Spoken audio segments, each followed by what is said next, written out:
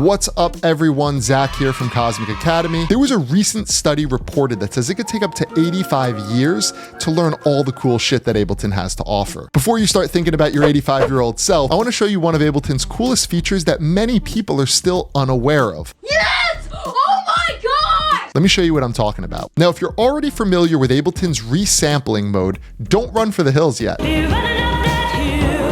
I'm going to use this in a way you probably haven't been using it. Now, before we go crazy, we should really ask, what does resampling mode do in its most basic form? This feature allows you to record what you hear onto an empty audio track. So just think of it like a tape recorder. Whatever you're hearing coming out of a synth or your entire mix, it's going to record that audio onto this empty channel. What I want to show you is that you can use resampling mode for mixing purposes because of the visual aid it provides. The beauty of this is you could be processing a sound, think like EQ, compression, and in real time, you could be resampling that new process signal onto this empty audio track. So you're visually seeing the changes you're making as you're turning those knobs, as you're adjusting those parameters. So I want to show you 3 ways we could use this visual aid to help us with mixing kick and sub, compressing or EQing signals and seeing what it's doing to change the waveform, as well as peak control. We're going to talk some soft clipping, and being able to visualize this is a game changer. So let's set up this resampling track. With a blank audio track, you're going to click here and switch it to resampling. You're also going to turn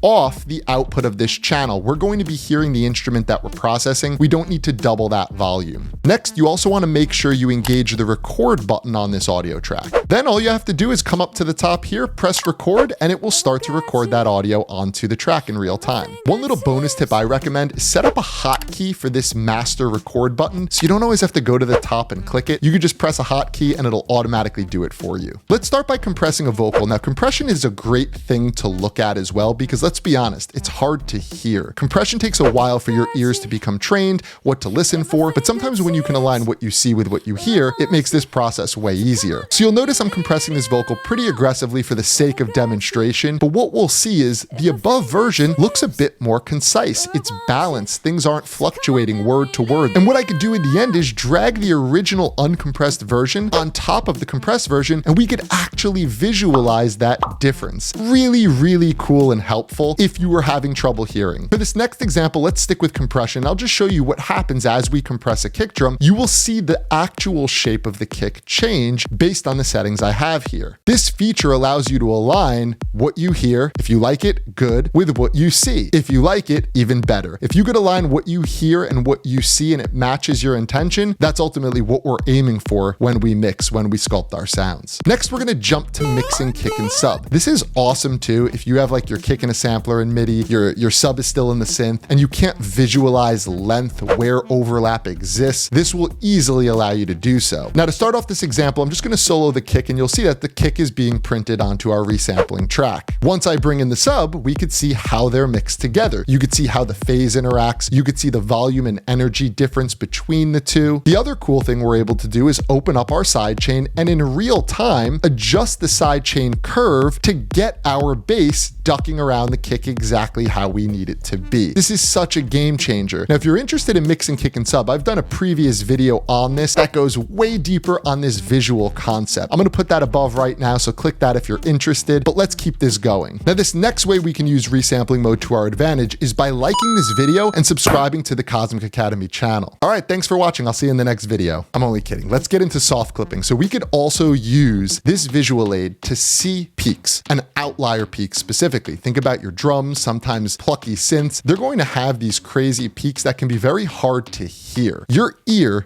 does not understand peak volume. It understands perceived average volume. What's nice about this technique is you will be able to see the transients on some of these sounds, and we can contain those peaks that do jump out from the average. So listen to this pluck. It sounds solid, but if we look at some of these peaks, they are jumping out. Now, I can use a soft clipper, in this case, something like standard clip, and as I bring my threshold down, it is going to shave those peaks and also simultaneously add some saturation, which sounds nice. I can also do the same effect with a tape emulation plugin, but the beauty of this is, once again, aligning what you hear with what you see. If you're shaving off those peaks and it still sounds good, it still sounds dynamic, in some cases it still sounds extremely transient, that's the victory. You win. You just saved yourself headroom and it still maintained, or I should say retained, the original sound. So for all my Ableton people, I hope this was a helpful helpful tutorial. I hope this was something new. Let me know in the comments if this is new for you and you will be able to use it. I look forward to catching you in the next video. See ya.